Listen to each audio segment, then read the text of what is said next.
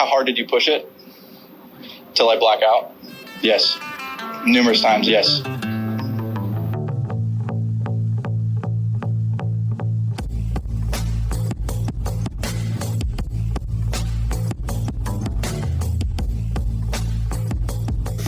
What's happening, MuniciPals? This is Big C and Ashton. What's happening, buddy? Things are good, man. I think we've been talking about this a little bit. I talked to you a lot. I've texted you a lot. I saw you at the beginning of May, but I miss you. So it's good to get on and talk to you, and so that we'll get into later. But I get to see you relatively soon and get some good one-on-one time. So things are good. I mean, I guess to give you a little update, let's see. I secured a parking spot today, which people who are not familiar with San Francisco will not appreciate this, but after much looking around, I found a spot in a parking garage that's like halfway up my block. It was half the price of what it should cost because it's a what is the price even at half? It was $285 a month. You gotta be goddamn shitting me. But here's the deal, though. The reason it was only $285 is because like the lady was even like, dude, I'm pretty sure your car's not going to fit. I'm like, I think it's going to fit. She's like, it's not going to fit. Sure enough, it fits. So I asked her about the other spots in the unit. There's 4 other spots, $550 for a parking spot for a normal size car. Mine's only $285. So bro, screw realty, buy parking. Like, well, here's the deal. That's worth more than realty in San Francisco. I asked her, the guy owns the building. He's a genius. He does it where like he does the rentals above, but then he also does the parking spots below. So he's making $550 times 4 plus $285. He's basically making 3 G's for the parking spots plus the rental units above. So I mean, that's crazy. But to be clear, I mean, like I've mentioned this in the past, the reason why I hate to practice, I know this sounds crazy for our non-Bay Area listeners who don't live in the city. If like Mariners Point closes at 10 p.m., if I leave Mariners Point at 10 p.m. and I get back to the city, it's like 10:30, 10:40. Nobody's moving their car. The last time I went and practiced down there at night, it took me an hour and 15 minutes to find a parking spot. It's not worth it. Like, I am not going to go. I'm fine to drive the 25 minutes down there, but a 90-minute practice session cannot take me north of 3 hours. So this is going to be a huge game changer because it's right there. So that's the big news in my life. Got a parking spot. I rolled my ankle last weekend, but it's actually okay. Like was going to play 36 on Saturday, but I'm just going to keep it to 18 because I got to not re-injure myself. But yeah, we're vibing. We're playing golf. Ankle's not messed up. I had my new irons that you got me. How are the irons going, Mira boy? They feel amazing. The dispersion is amazing. The distances are a true who's to say situation. I can't tell if it's the Rapsodo, which I'm an idiot. It took me like 20 minutes to figure out the Rapsodo. I did it the wrong direction. That was a tough scene. People were just staring at me from Mariners Point. But yeah, no, the biggest thing is we'll get the distances dialed in when I see you, but they feel amazing and the dispersion is very tight, which was the whole goal of the new irons. Well, there was no goal because I was supposed to get new irons, but I had to do it after it was so good. Dispersion was the biggest thing that we were trying to tackle, and that was with shafts, new irons, whatnot. But yeah, it's the one thing when you go get fitted. Yeah, you're getting fitted off of one club, so you're basically taking data points that you're making your best educated guess as a club fitter to like guess what the best lie and lofts are. And to be honest, everybody that gets, lies and lofts adjusted, some people play upright in their lower irons, 8 through pitching wedge. Some people are flat in their long irons. Like, it actually happens. I that's why I do gapping sessions and stuff once people get their irons in. So once you get up here, before we go out and play the 3 rounds we're going to play, we're going to go ahead and make sure that we dial that in. Yeah, but for coming right out of the box, they feel good. So yeah, looking at these Miras, got to hit a couple of my new rogues. Like I've hit the clubs, didn't fuck up my ankle, knock on wood. Got a parking spot. I think the biggest thing it means is like good golf days are ahead because it means I can go actually practice with my new clubs.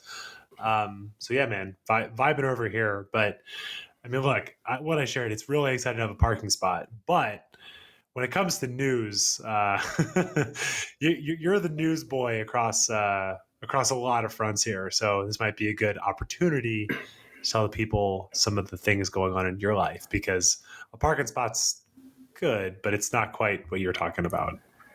So first, we'll start off with the smaller of the biggest news. No, you got to start with the fact that you invented a new kind of hot dog. Come on, you got to start there.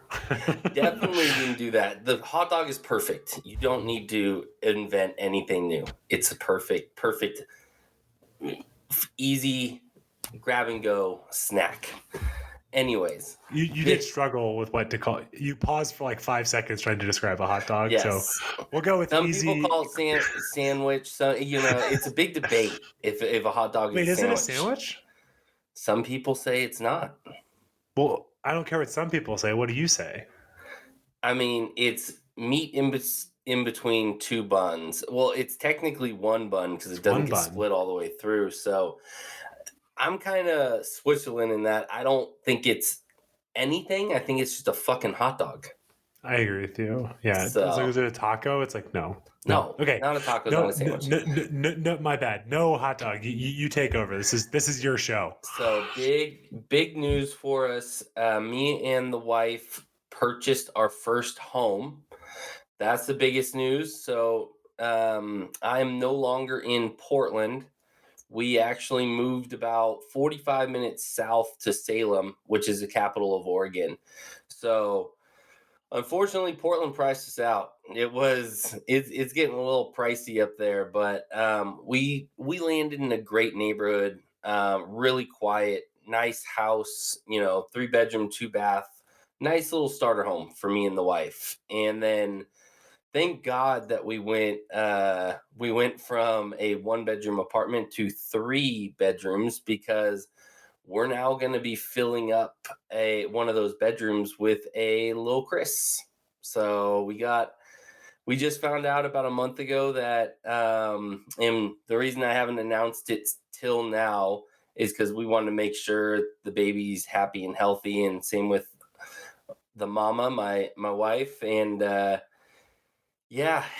happy, healthy mom and baby right now, and we're expecting November, so I'm pretty excited to be a dad. Well, you said little Chris. Do you know the gender yet? And if you do, you don't have to say it here. We don't know the gender yet. I was going to say Chris could mean boy. There are female Chris's. There's Chris Everett. So I was saying no matter what, it's baby C. It can be Christina. It can be Chrysanthemum. It can be Charlie Hoffman, baby. If you name your kid Baby Charlie Hoffman, I'm going to come up there and beat your ass. So don't do that. I've been really trying to slide in golfers' names as the names for the baby, and my wife's not having it. She's figuring it out real quick. What'd you pick? I tried Freddie. Obvious ones? I tried Freddie because of Freddie Couples. I was like, "What do you think about Frederick?" Try to. I kind of love that. So do I. But I also think Tron would be like, "You're copying my son's name." So, yeah. Also, too, as much as I love you and your golf game, you have the opposite of a long, luxurious swing. So I think your golf swing, you're more of like a polar bear attacking the golf ball. So I think that it's like, who knows? Your kid may have a wonderful kind of fluid swing, but if he or she is like his or her papa, I don't think Freddie Couples is in the cards. No, you gotta have it. How about Bryson? No, that definitely didn't even cross. Bryson Reinhardt. Nope. Not happening. Lil B. I did say Jesper. She wasn't stoked for that name. Well, because you said it wrong. It's Jesper. I spelled it out. You can't pronounce your own fucking kid's name. You know what? Let's be real. I love you. You're also going to misspell your kid's name. That's for sure. Most likely. Sevi was out of the cards right of the way. She wasn't about it. Eldrick, I thought that was such a regal name. Eldrick Reinhardt. So such a regal name. And she was not about that either. She wouldn't even let me do Tiger as a middle name. I don't even know what we're talking about here. I can't even do Tiger as a middle name. Are we serious? Oh man. Or you could just go super hipster, like if it's a girl, we could do Charlie. Like there's Charlie Hall on the LPGA tour. be super hipster, but God, yeah, please name your kid Jesper. That'd be wonderful. Jesper, like the hard J, The RJ. RJ. This is That's Jesper. the non-Swedish version of This it. is Jesper Reinhardt from Salem, Oregon. Oh man, but yeah, she wasn't. That's She really wasn't exciting, feeling the man. golf names, but yeah, I'm really excited to be a dad. I mean, it was a planned, unplanned situation. Yeah. So it was kind of a happy surprise to find it out, and me and my wife are just so excited. It couldn't have been perfect timing. I mean, we bought a house. Now we've got the space to have a kid, and that was always your my baby in rule. that other apartment was not going to happen. No, our baby would have been living in the bathroom.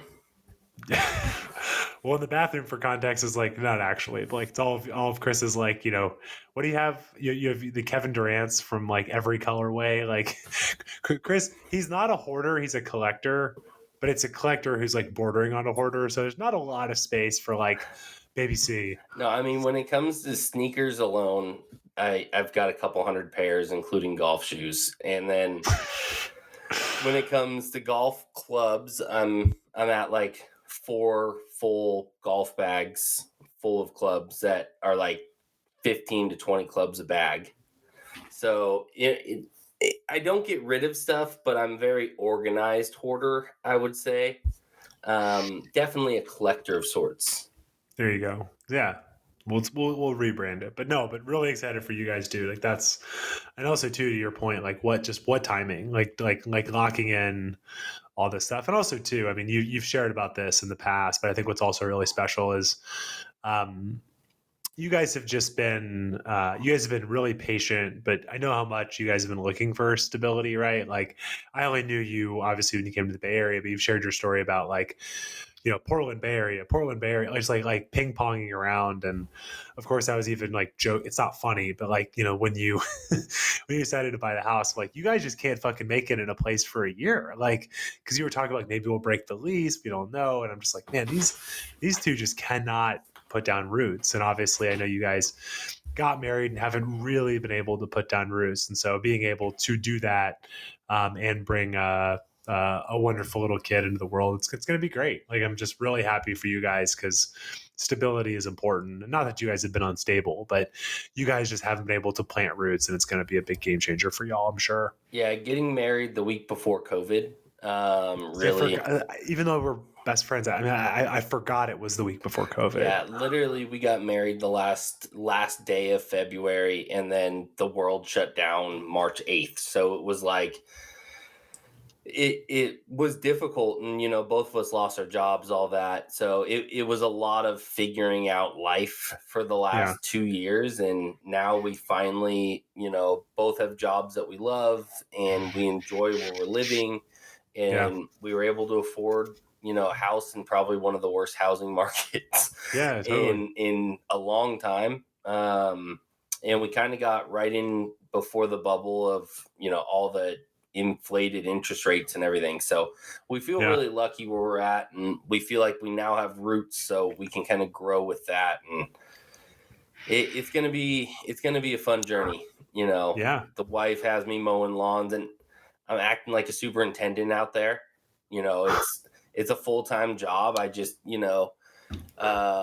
fertilized, reseeded, doing the work on the lawn. So I'm gonna have the best lawn in the neighborhood. Rough, Chris. Cut the rough. Cutting the rough, edging the corners. Tight.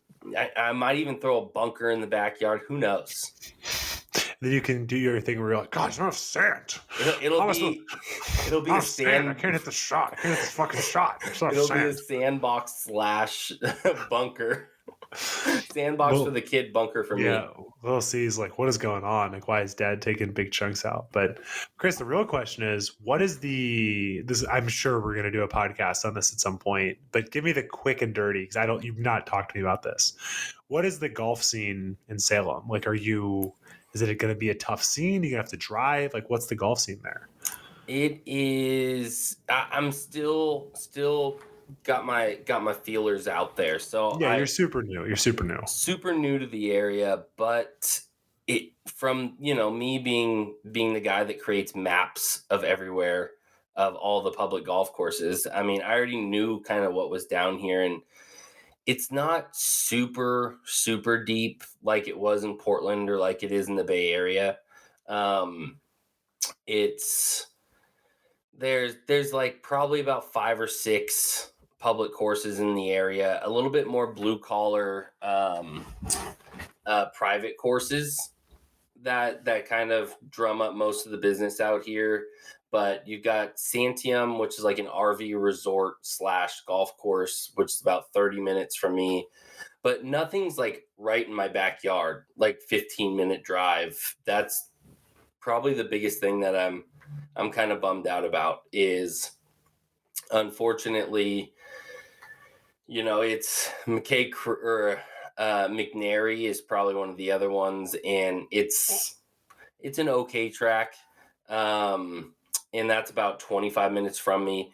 But the great thing is I'm about 35 minutes from the Oregon State Golf Course, which I played today, Tristan Tree, which is a phenomenal golf course.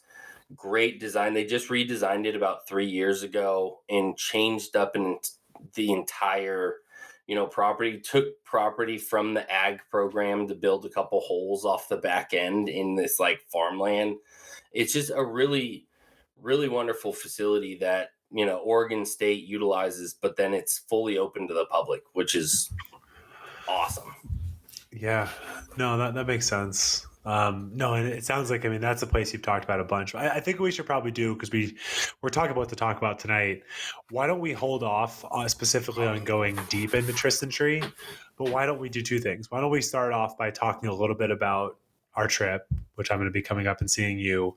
And then I know you recently played in a Northwest Golf Guys match at a new track. So we can highlight that, and that can kind of be the rundown for this week. So so for some context, I'm coming up to Portland, I guess, next weekend. It's Liz's brother's graduation from Oregon State. They are house divided. Liz and her sister Kim both went to Oregon, but Alex is a Beaver. Yep. Is that right? Beaver, yes. They're ducks. So we're going. He's a Beaver. Yeah. So we're going down, flying in Friday, going down to his graduation Saturday. Just going to be hanging out in Portland during the week. Might get out and play some golf, like some afternoon rounds, but I'm going to come hang out with Chris. And so Friday, we're going to play Langdon Farms with friend of the pod, Bradley Sheets. Saturday, we're going to play Tristan Tree. And then Sunday, we're finally going to get to play Wildwood, because we were going to play there during our last trip, but Wildwood had just punched. So not that you have to say anything, but I'm curious, obviously, Chris, you kind of picked those tracks. Like, is there anything you want to call out about why you wanted me to see those places in particular? Mainly because they're all 3 pristine golf courses, always in good shape. That's the number one thing. Whenever you come, I want to show you the best of what we got to offer. Because you got to experience the Muni of all Munis in Rose City the first time you came up and played and blew your teeth out. But tooth. Just tooth. Singular tooth. I got to watch Bradley Sheets. What did he shoot? 74? That was an impressive round. Yeah, I just played with Bradley at Langdon Farms, actually, and he battled out his match play event and actually lost on the 16th or 17th hole. Like, he battled.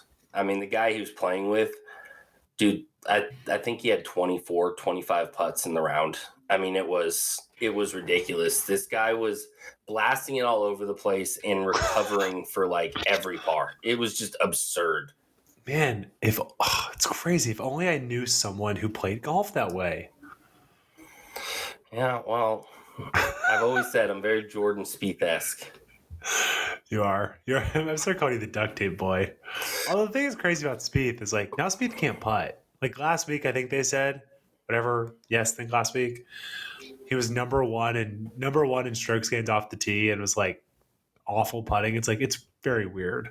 And also just a reminder of how hard golf is, right? Like, this is a weird kind of like a tangential topic, but I was watching the men's collegiate national championships, and the kid, whatever his name is, something Sargent, which, God, what a last name, but he wins the individual national championship. Sweet, right? Then he goes out the next day and gets his ass kicked in the match play. And it's like, golf is so hard, right?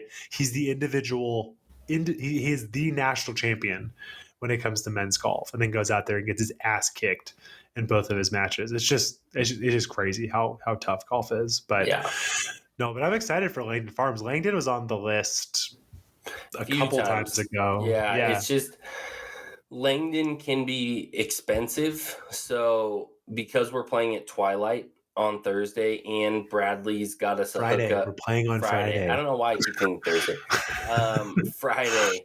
And Bradley is hooking us up with a discount he's a member there. It's like a farm card, you said, or something, right? It's called the farm card. So we're getting a little break on it. So plus Sweet. It's twilight, so it's cheaper rate anyways. So awesome. That's going to be worth it. We're going to get out there around 4:30, and we should easily have enough time to get 18 holes in. So, and then the next day we're going to drive down to Tristan Tree, and we're going to play that course down in Oregon State. Chris, why is it called Tristan Tree? I actually don't know. That sounds like a weird person's name or something. I don't know at all the history of the name of the course. I don't know why they don't. Like, is there a tree named Tristan somewhere out there, and that's where they're like, we're going to name it after this guy? To be honest, like 11, 12 of the holes, there's not a lot of trees. It's wide open. You could blast the shit out of the ball out there. Well, because I picture it as Eastmoreland. Like in my head, because it's called Tristan Tree, I'm not like, it's going to be like super tight, irons off the tees. Not even close. It's an open ballpark. So, I mean, you can kind of blast it everywhere. You're going to enjoy yourself out there. The greens are spectacular. Super fun to play. It actually reminded me of the course out in Stockton. Spanos Park? Yes. Very much Spanos like Spanos Park. Greens. Like the green complexes, the way that the property is built, very much like Spanos Park. Yeah, Spanos is great. It's just, as I've mentioned, it's an hour and a half from everything. It's just too far away. So it's only a par 71, and it only plays at 68 from the tips.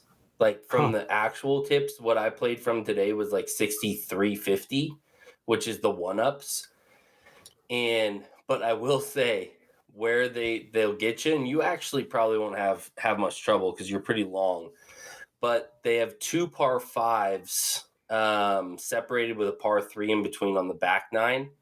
And one from the tips is like almost 600 yards. Whoa.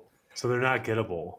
Well, from where I played, it was 550, but still, like 550 is deep. I mean, you're hitting, if you can hit it 300, you're still left with a 250 shot into a tiny green, like Pebble Beach size green.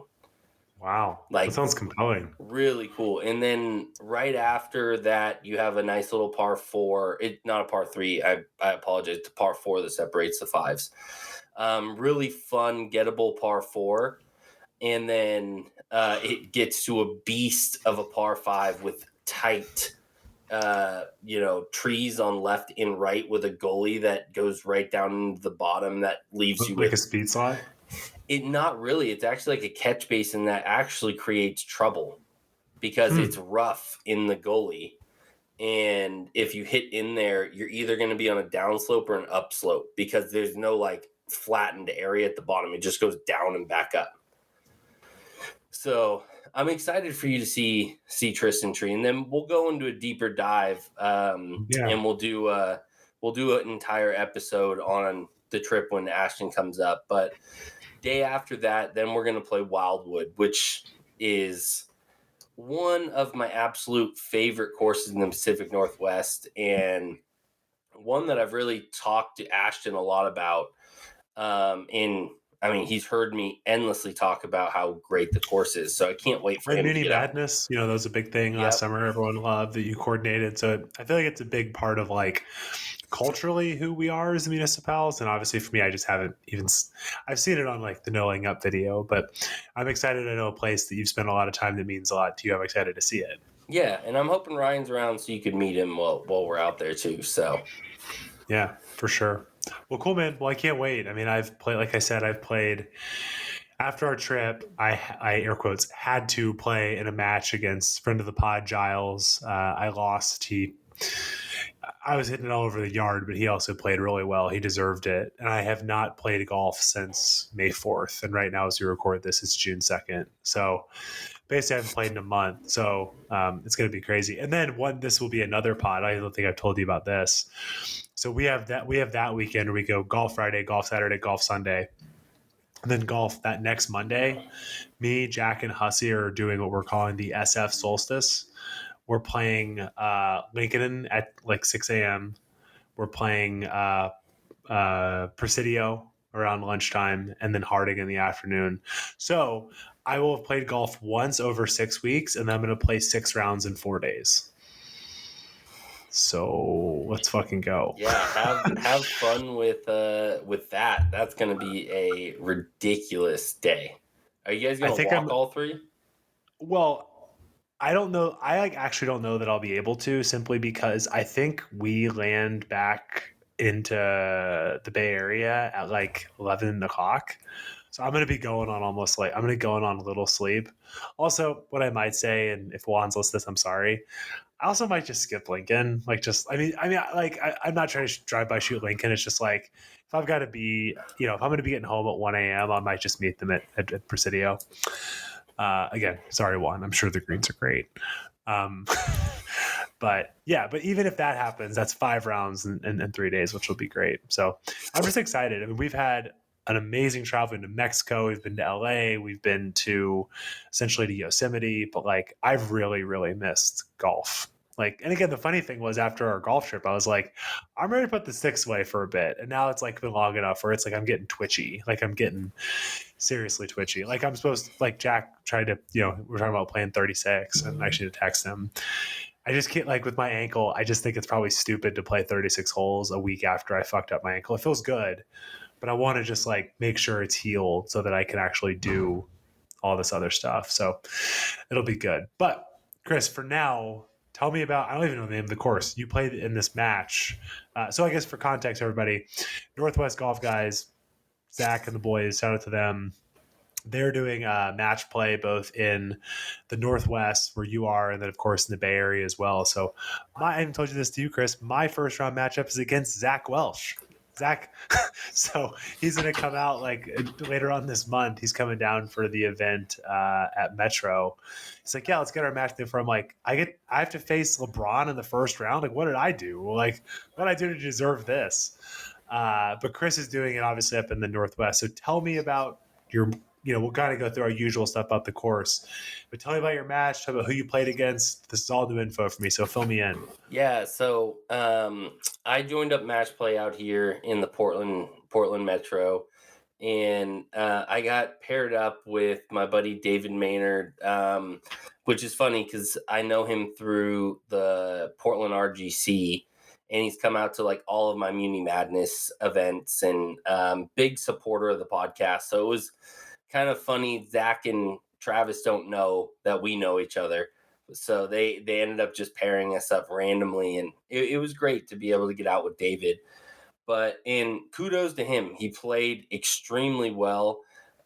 I felt very good about how it ended, even though I lost my match, which I got shit from Zach. He emailed or texted me and was like, I can't believe you lost your first match. I'm actually really shocked you, out of everybody that was in it, was out the first round. And I just told him, I was like, hey, we just bought a house. We just found out we're having a baby. Like, I have not been practicing playing at all since the cookout. That was my first round since the cookout.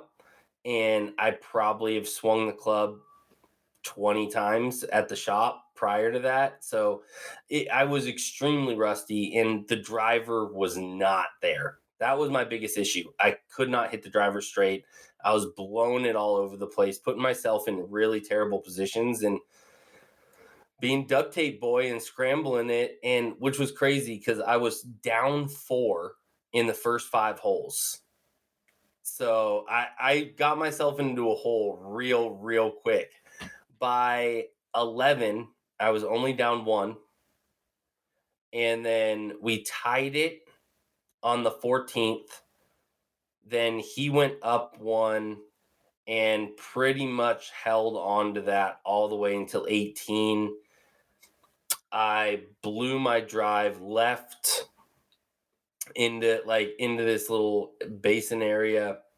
Left. What's the deal with you and the poles, man? Your ball does not go to the left. No, and it was more of me just swinging for the fences because I was like, it's match play. I had to make something happen. So I was trying to make something happen. Basically, I had to hit it as far as I could. So at this course, McNary, where we played, which is in Kaiser, which is just north of Salem. Is it McNary Golf Club? Like, what's the actual name? McNary Golf Club. And one thing, our boy Nick would hate this golf course because it is lined by houses. Oh, yeah, Nick would hate that. Which I pegged 2 roofs while we were playing our match. The crazy thing was, no wonder you were struggling, because if you're hitting all over the ballpark at a fucking like OB house complex, like just fucking brutal. Yeah, it wasn't my day, and not good. So it was down one on the 18, blew it left, had enough space to hit it over these trees, over a creek, onto the green, which has this like giant backstop. So I still had like 230, 240 out. And I hit this really high, like super high 3-wood. And it just clips the last branch that's hanging off the top of the tree. And it lands just on the other side of the creek on a downslope. I don't even know how the ball stayed there. It should have ended up in the creek, but I had about 30 yards from there to hit on the green. I got it to within 10 feet, but David basically he played it safe and hit a safe, 3-wood, then hit another, 3-wood, then hit on, and we both parred it. I scrambled to get a par. He hit a nice, up and down to make it safe and took it. So, it just wasn't my day, and I'm stoked for David. I hope he does well in the next round and in the entire tournament, but kind of sucks that I'm out of the match play in my first round. Yeah, no, I feel I mean, I won my first match, but it was like I'm sorry, this is for the no laying up group. I should be more clear. The no laying up guys that I'm a part of, group, guys and girls, they do something similar. And in that match, I won my match, was just to get into the bracket, but then I lost to Giles. And it was tough, because especially coming off of our match play, I was feeling invigorated. But to your point, I was hitting it all over the place with my driver at Harding, which, like, if you're hitting your driver well at Harding, you can shoot.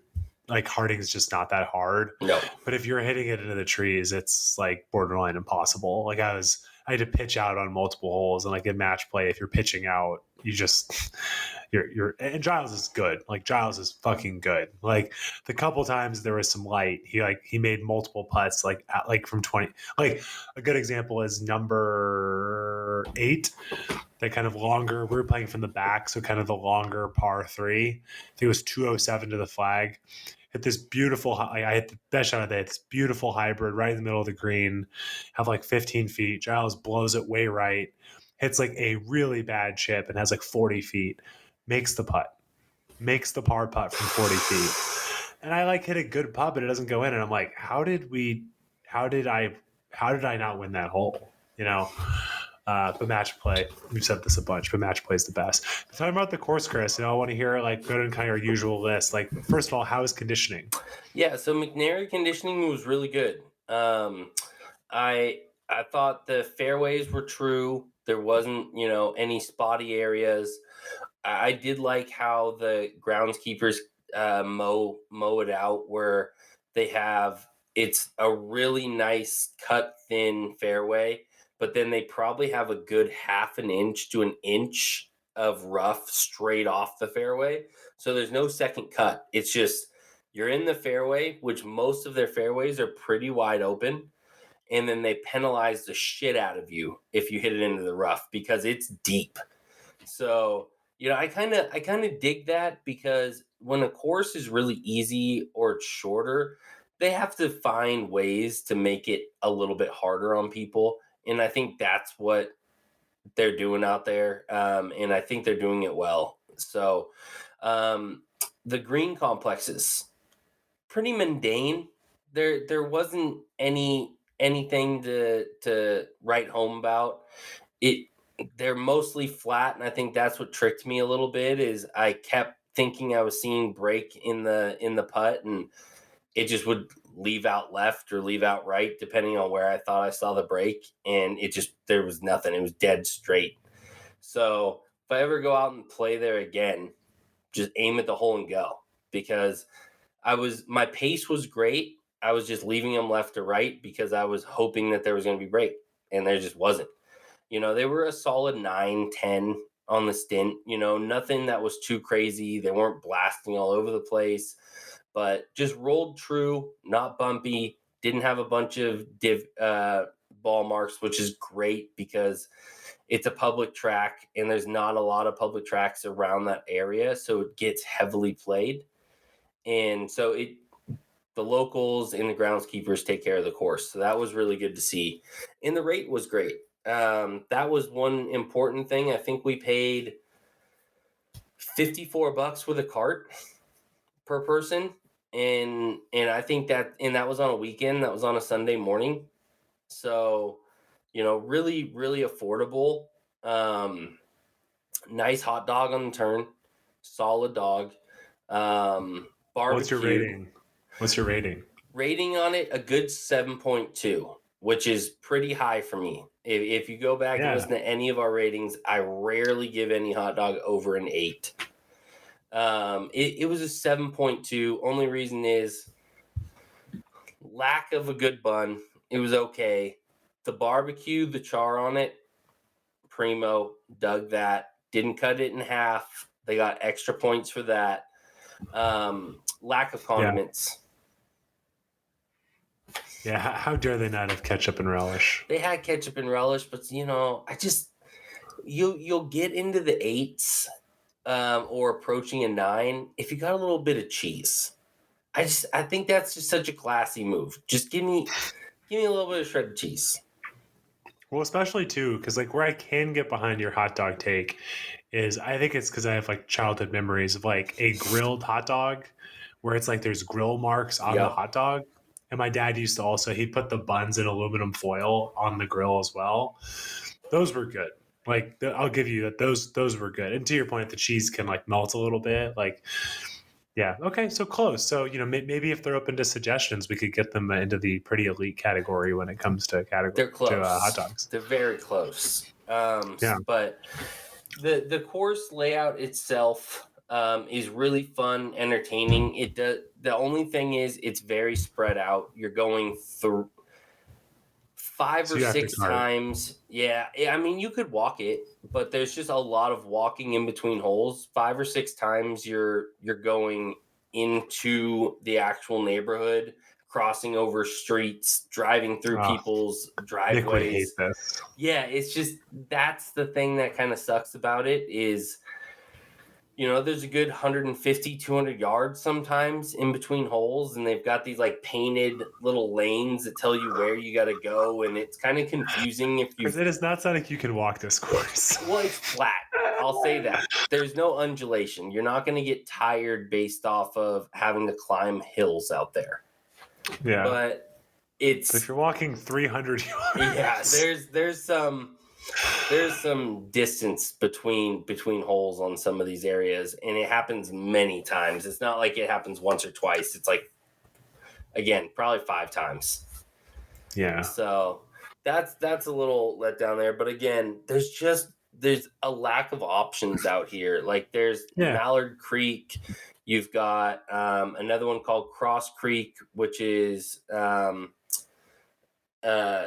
out toward Dallas, which is west of Salem, and then you've got Dallas Golf Club as well, which I haven't checked out yet.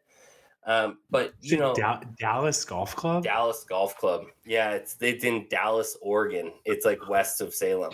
Oh, see, I kind of wish you hadn't told me that. 'Cause I just wish it would be me so happy. It's like someone who just like loves Jerry Jones or something. Who's like, we're gonna build Dallas Golf We're Course gonna in the middle build of Dallas Oregon. Golf Club out here. Big old star in the fairway. If you're vaccinated, you can't play here. No shots here. No shots here. But Oh my the god. one cool thing I do love about living in Salem now is I'm a little bit closer to Bandon, a little bit closer to Ooh. our boys at Coos Golf Club. Interesting. I'm only a couple hours from Bend, which is an incredible mecca for golf. Anybody that hasn't been to Bend for golf, you need to go because there is absurd amount of golf courses in Bend. It's like the Myrtle Beach of Oregon. If I could like explain how many golf courses per capita are in the area, it's why is that? There's space. It's a big recreational area. In the summer, it's very golf heavy. In the winter, it's very skiing heavy out there. You've got Mount Bachelor, which a lot of people go out there just for the skiing. And it's also a big brewery town. So there's a lot of tourism that comes through Bend. And there's been a big influx of cash coming into Bend because they call it the new California. Yeah, that makes sense. Yeah, so there's I know you're competing in the in a 2-ball event there. You'll have to. I'm not going, but you'll have to do a pod with one or a couple of our buddies who are coming up to join you because that sounds like a wonderful time. Yeah, the 2-ball event. I selfishly teamed myself up without even asking him with our boy JD. If anybody knows, this guy is an absolute stick. I paired myself up against him and our boy Hussey. I was going to say, he's the one who put Chris in a goddamn body bag at the cookout. Now he is now on my team. So now I get to root for him instead of against him. But he's an incredible player. So I wouldn't be surprised between the two of us if we end up winning the 2-ball. I'm going to put it out there. It's going to be a tough go for everybody else that's going to play against us. This is like if a sixth man of the year is somehow a team captain and is like, you know what, I'll just take LeBron. Yep. I'll just take LeBron. It's fine. I'll just take LeBron. To be clear, you're better than a sixth man, but JD's that good. He's going to listen and be like, oh, stop it. It's like, bro, you shot 70 at fucking Soul Park. Shut the fuck up. 70, and he's only played 5 rounds prior to that this year. Yeah, he's like rehabbing from knee surgery. He texted me a couple weeks before not to draft him. Like, okay. Yeah. No, JD's a great player, and I'm excited to have him. And then Bean Mace mopped up the second best player with Pat. So it's Bean Mace and Pat as a team. Well, they were actually teammates against me and Nick, so they've already have some team camaraderie. Yeah, and Bean got his handicap fixed. Yeah. Oh, because he had the artificial.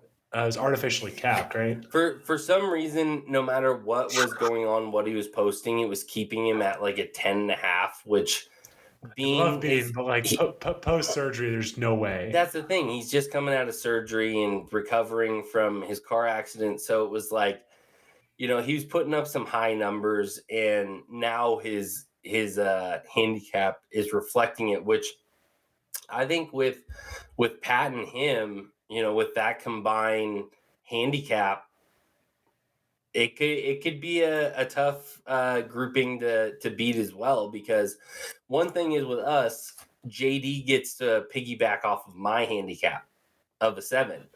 So I see, Chris, I don't know that you should be saying any of this, because if Zach is listening to this, he's going to be like, cool. So like the Scummy Boys are coming into town and just going to... The Scummy Boys are rolling into town. Hey, we have legit handicaps. This is their setup. I'm just playing it off of how they're doing the event. So not my fault that I'm picking a plus handicap with mine.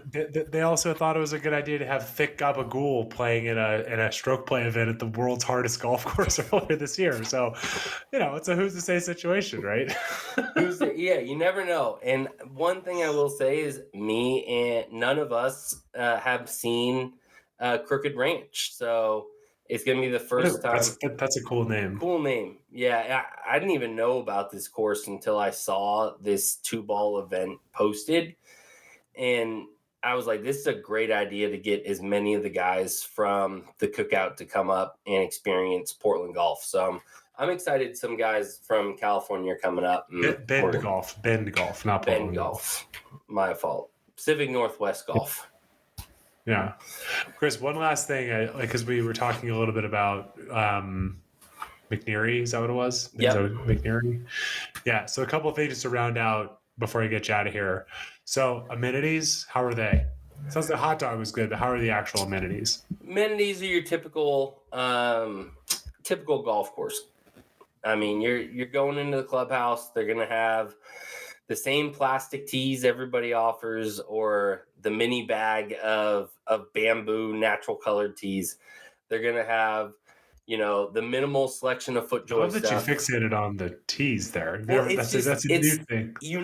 Like you're in a generic golf shop. You do. If you've got the they don't have like Western birch or anything. No, you got the 3-stripe, plastic tees, or the little like Ziploc baggie of like 10 tees that you can buy for like $3.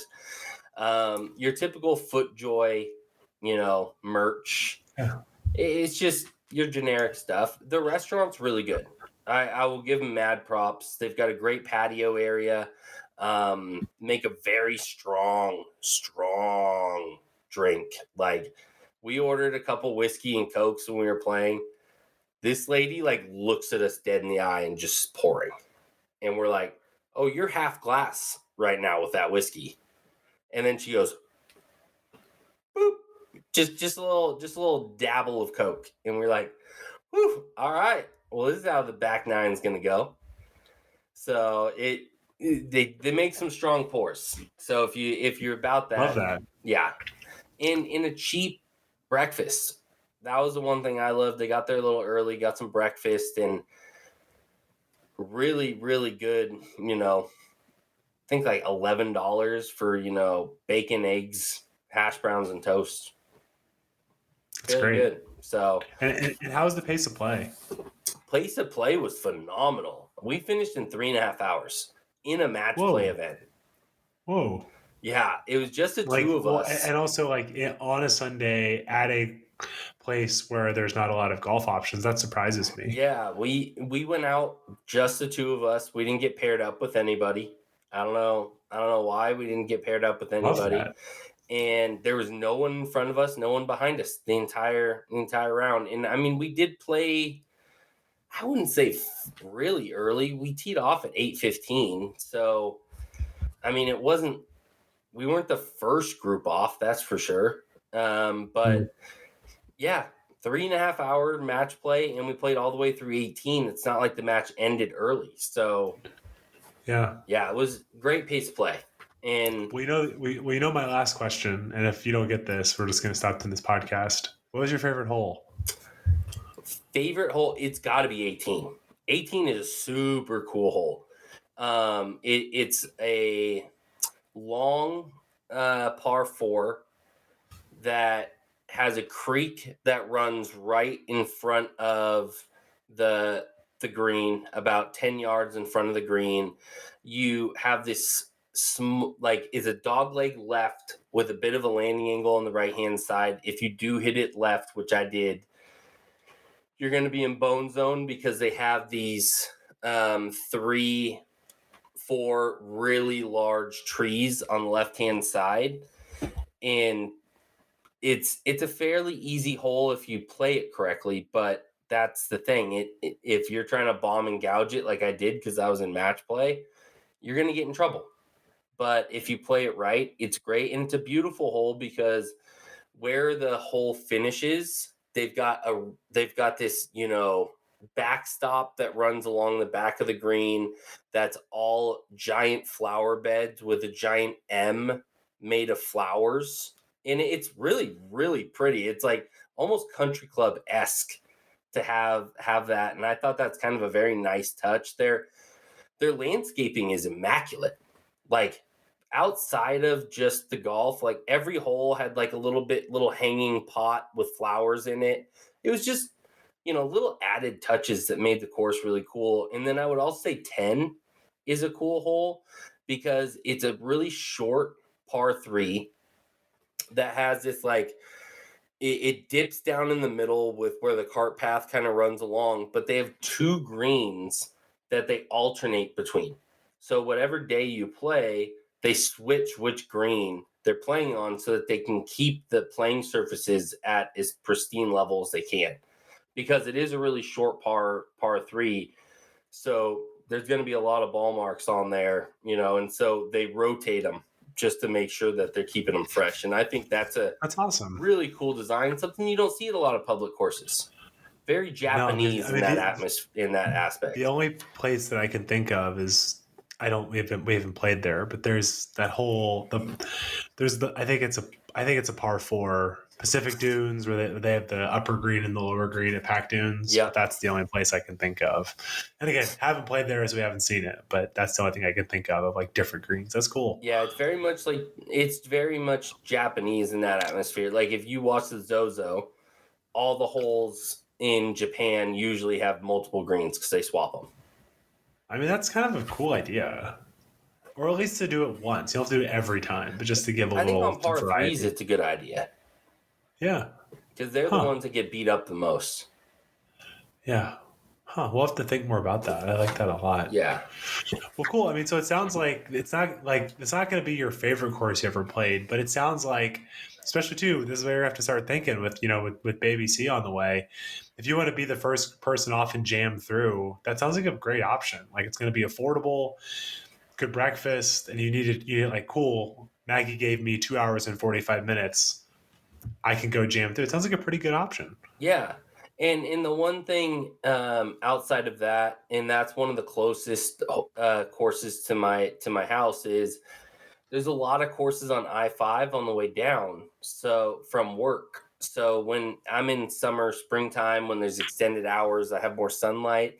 There's a lot of times that I'll be able to stop and get 9 in on the way home from the fitting studio down to Salem, because Langdon's right there off the freeway on my way home. You might need the farm card. Might need the farm card, because if I'm going to stop there and play frequently, that's going to be kind of my jam.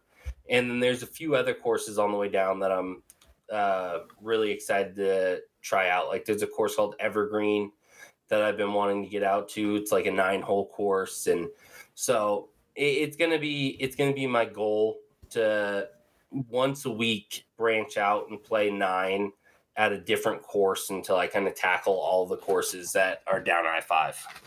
Yeah, then you can really learn what you like, what really resonates with you and why. Yeah. And again, also different timing, right? Where again, this is probably like, this isn't the first course you're going to show me, but like if we need to like jam through, could be a good option. Yeah. No, yeah. If you're down here staying at the house and we want to get 18 in a quick time frame, we'll go check out McNary. Yeah. Well, Big C, it's great to talk to you, man. I know we'll be talking before I see you in person, but I'm glad that the countdown is on to some good golf in our future. I'm excited. We got a good lineup. It's gonna be a fun trip. Yeah. Well, perfect. You have a good night. Okay. Hey, you too, buddy. Take care. Peace.